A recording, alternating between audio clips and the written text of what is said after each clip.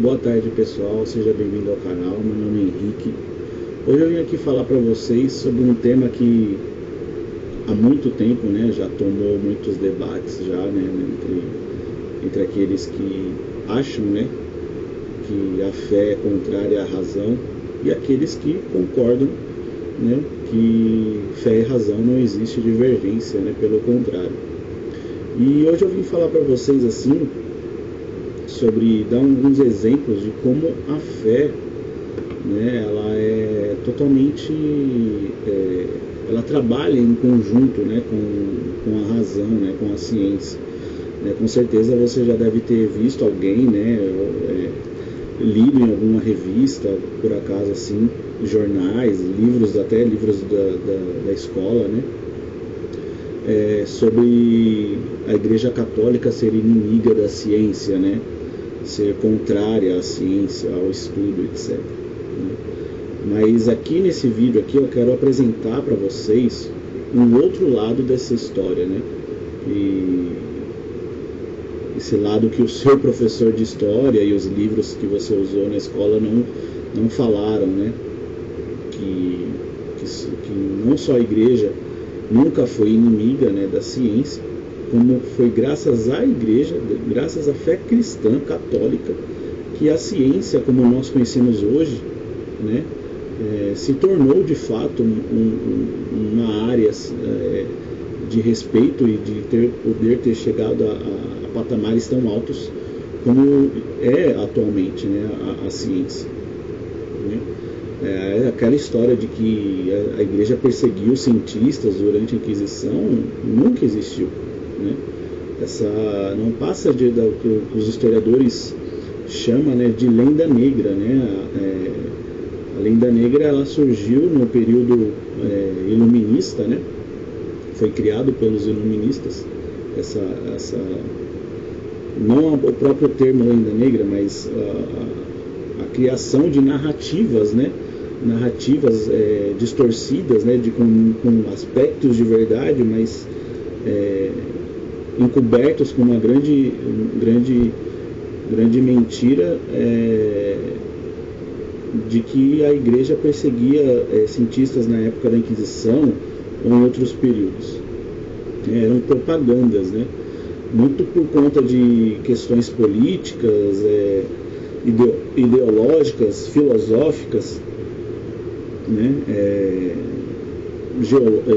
Geográficas, né, de poder, né, poder no sentido de países tentando dominar outros países, etc. Que é uma questão muito mais profunda, né, do que propriamente o tema que eu quero abordar com vocês hoje, entre fé e razão. Né? Nesse vídeo eu quero também mostrar para vocês que no decorrer dos tempos, né, foi de suma importância para o desenvolvimento da ciência, como a enxergamos hoje, né, a fé cristã, a fé num Deus transcendente, né, que fez com que esse desenvolvimento fosse possível, né, na civilização ocidental. Né. Tem um livro, vamos ver se eu consigo achar aqui para vocês,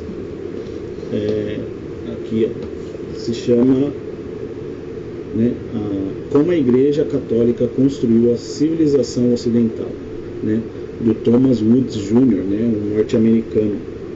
Né.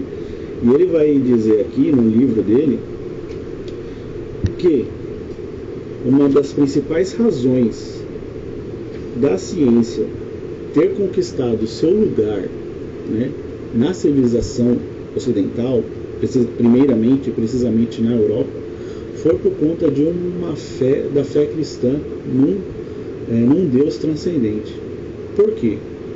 Porque, segundo o autor, né, ele vai utilizar como base os argumentos de outros historiadores, a fé num Deus transcendente que comanda, que criou, né, o universo de maneira ordenada, né, de maneira que existe uma ordem criadora e existe uma ordem que legisla e rege todo o funcionamento do universo. Então, todo esse universo é explicável, ele é medido e a gente consegue examiná-lo, consegue estudá-lo, né, consegue verificá-lo. as suas regras, as suas leis, os seus limites, né, os seus impossíveis. Então toda essa gama de conhecimento científico é possível graças a um Deus transcendente e ordenado que o criou, né? Então o argumento entre fé e ciência, como se fossem inimigas, eles barram primeiramente nesse argumento aí, né? Existe uma inimizade entre igreja e ciência? Não, nunca existiu, né? Pelo contrário, né? A igreja sempre viu a ciência como uma maneira racional, né? Inteligível de chegar até Deus, né? Até porque Deus, como o próprio Thomas Woods vai chegar numa conclusão aqui, a ciência também foi criada por Deus, né? Os objetos estudados pela ciência também foram criados por Deus. Então, a criação é um meio de se chegar até Deus, né, também, né? Pela criatura eu chego ao Criador. Então, essa tentativa de tentar separar esses dois elementos, fé e razão, né, e Igreja Católica e ciência, assim, é muito mais recente, né? Essa falsa narrativa é muito mais recente do que propriamente desde a história do cristianismo, da Igreja Católica na Idade Média, como se fosse uma grande perseguidora de intelectuais. Pelo contrário, a grande maioria, historicamente, né, isso é muito fácil de comprovar nos livros de história, é muito fácil comprovar que grande parte dos intelectuais, tanto do começo da era cristã, como no início da Idade Média, a Idade Média baixa, alta, etc., depois no modernismo e também depois, agora na Idade Contemporânea, que a maioria dos intelectuais, né, eram católicos, eram cristãos, né? Se a gente for pegar, por exemplo, vou pegar aqui um dos personagens mais recentes, por exemplo, o George Lemaitre, que é um belga, né? Foi ele o cientista, ele era padre também, né, da Igreja Católica, e ele foi um cientista também que criou a teoria do Big Bang, que, segundo Albert Einstein, foi a teoria que mais próxima se chegou a teorizar o início do universo, né? A criação das universidades, né, que também tem livros, né, vários livros que falam sobre a criação das universidades, né, que falam sobre os métodos educacionais, um pouco antes das universidades, como das catedrais, né, das escolas catedrais no século 10, 11, né, até o auge, né, das universidades lá pelo final do século 12 e início do século 13, né, com Santo Tomás, São Boaventura, Santo Alberto Magno e por aí vai. Que foi um grande passo para o avanço da ciência, né? Quem criou essas universidades foi a Igreja Católica, né? Com o apoio de papas, de bispos, de toda a Igreja, né? Personagens até então um pouco polêmicos, né, na história dessa briga entre fé e ciência, como Copérnico, como Galileu, eram católicos, né? Dá para a gente fazer depois um vídeo explicando a história dos dois, né? O fundador da genética, né, do pai da genética, o Gregor Mendel, era um monge católico, né? O criador do método científico foi o Roger Bacon, era também um católico, um monge católico. A teoria, né, o que era o precursor da teoria atômica, né, o frade jesuíta Ruggiero Boscovich, né, o que eu citei agora, Santo Alberto Magno, que foi um frade dominicano e foi um dos maiores cientistas da Idade Média, sem dúvida nenhuma, né? E ele é considerado o doutor universal da Igreja, né, por conta do seu domínio entre várias áreas da ciência. Então, ele foi um dos primeiros a estudar a geologia, a botânica, né? Ele conseguiu também separar, né, e definir as diferenças entre o que é alquimia da química, por exemplo, né? Então, o que não falta são exemplos de como a fé e a ciência, elas não podem ser separadas, né? Se a gente for pesquisar sobre o que a igreja fala sobre fé e ciência, você vai ver que a igreja, ao contrário do que as pessoas normalmente deduzem ou têm uma imagem nas suas cabeças, né, muito do que essa propaganda, essas lendas negras até hoje influenciam nessa percepção das pessoas dentro do debate, né? É que a igreja é totalmente favorável à ciência. Se você pesquisar qual foi a instituição que mais ajudou projetos científicos no mundo nos últimos anos, não estou falando desde por exemplo, desde o Concílio Vaticano II até hoje. Não, há muito tempo, há décadas, a instituição que mais ajudou projetos científicos foi a Igreja Católica. A ciência que é usada em favor da Igreja, né, um exemplo muito cotidiano da Igreja, por exemplo, na beatificação e na canonização dos santos, né, na verificação dos milagres, né, a Igreja Católica chama cientistas, né, profissionais de várias áreas, né, cientistas, médicos, biólogos, etc., uma variedade enorme de profissionais que trabalham na área do conhecimento em geral, são chamados pela Igreja para verificação dos milagres, né? Se a ciência não consegue explicar, se os profissionais, o cientista, o médico, né, o doutor não consegue explicar por que alguma coisa aconteceu, né, de maneira racional, de maneira científica, a Igreja a partir daí vai considerar aquilo como um milagre, né, como algo sobrenatural, em que a ciência não consegue explicar, né? Então por isso que é reconhecido um milagre, é uma ação divina, não foi algo já previsto pela ciência, previsto pela natureza normal das coisas, entendeu? Então a ciência é utilizada dessa forma dentro da igreja, de maneira séria, compromissada, né? Digamos assim, profissional, né? Um outro exemplo de como a igreja tratou de maneira séria a ciência, né?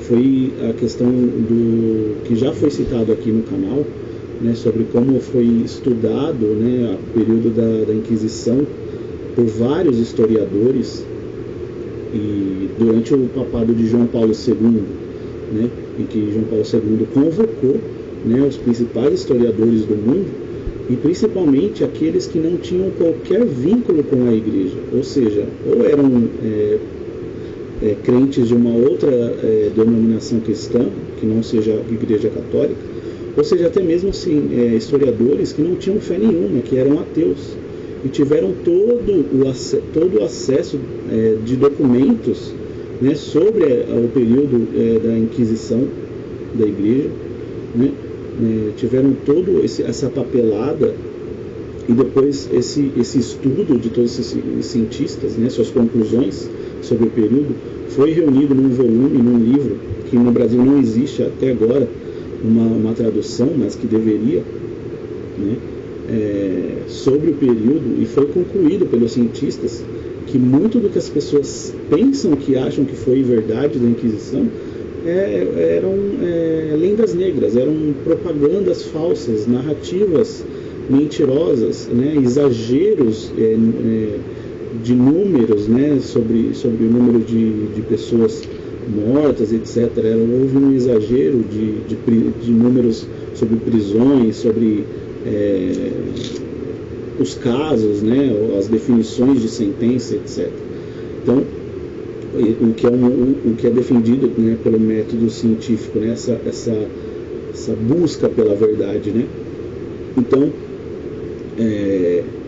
muito do que as pessoas falam hoje sobre ciência e fé, né, sobre uma inimizade, né, entre Igreja Católica e ciência, não passam de narrativas, né, não passam de mentiras, né, falsas mentiras, justamente com o pressuposto de querer manchar a imagem da Igreja perante a população, né, hoje principalmente, né, a gente vê que o mundo é muito mais racional do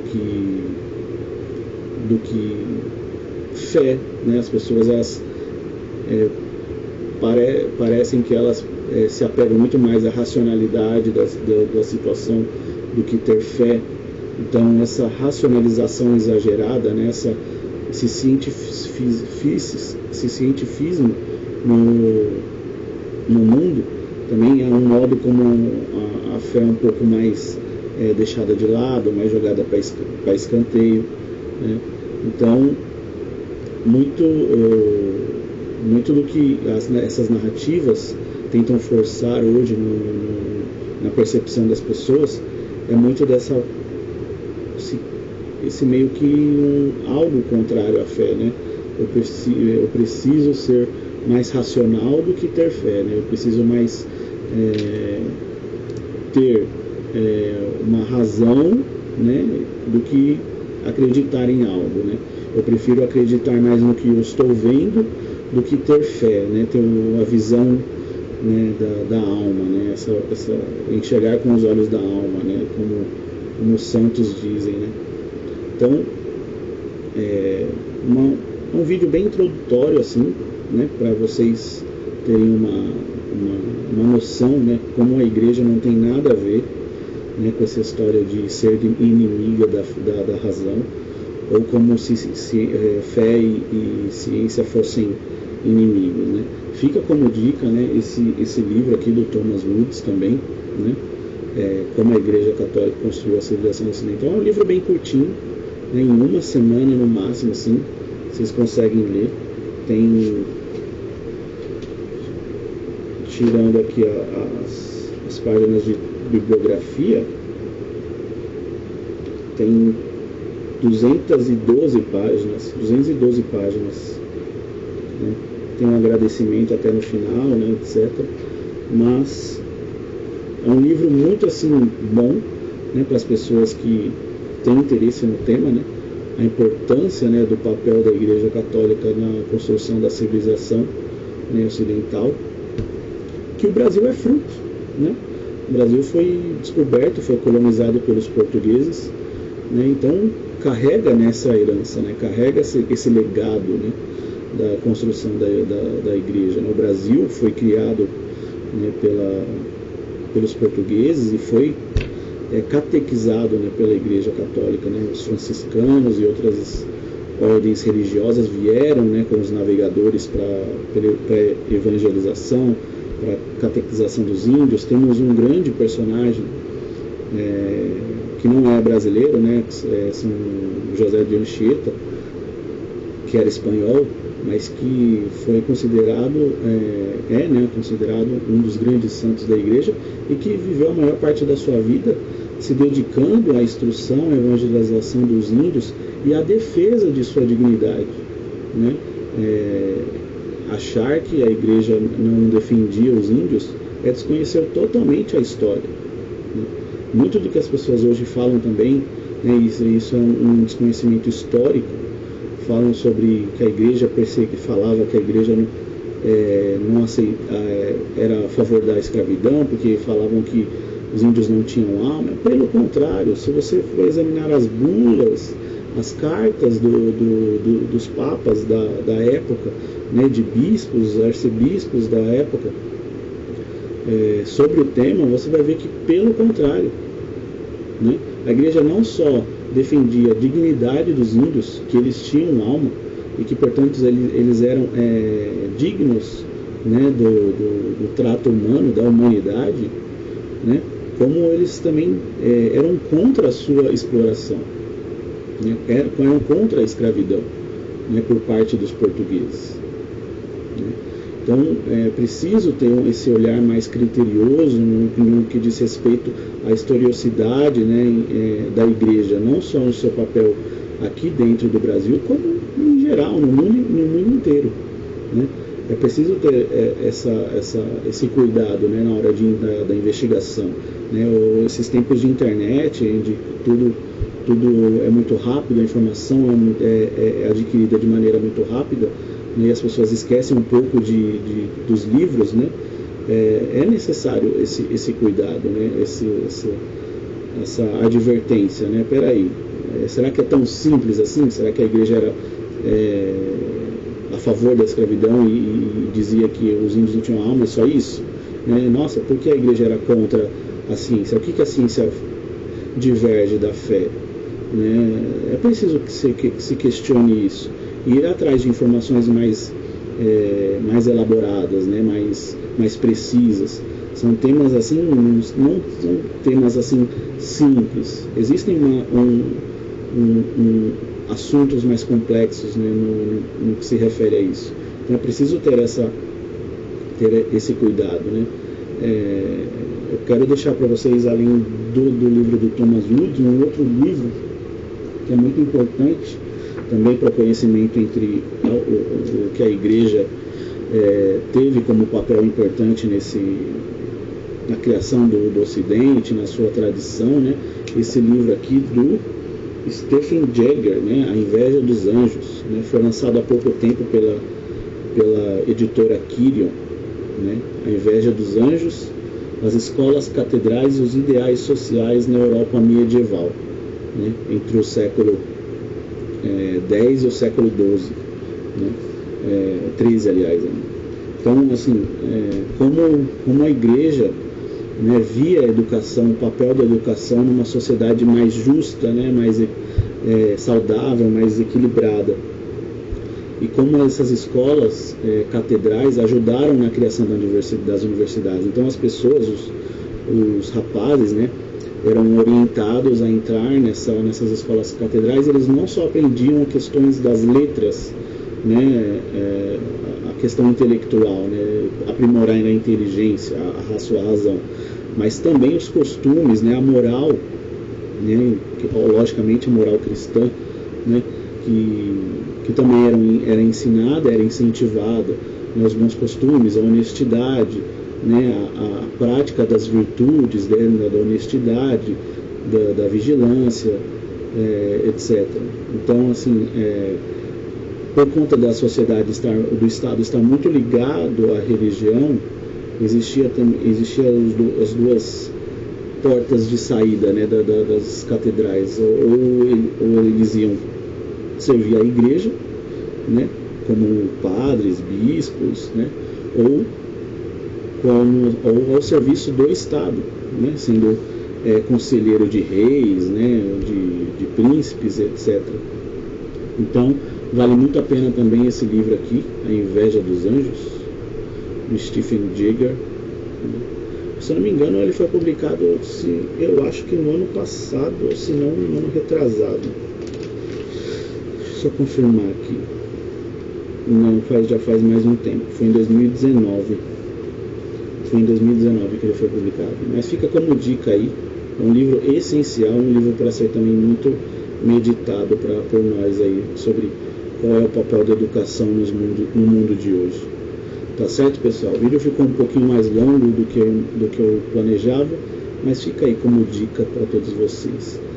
Curtem o vídeo, se inscrevam no canal, apertem o sininho para receber as notificações, compartilhem nas suas redes com seus amigos, nos grupos aí de WhatsApp, no Instagram, né, no Facebook.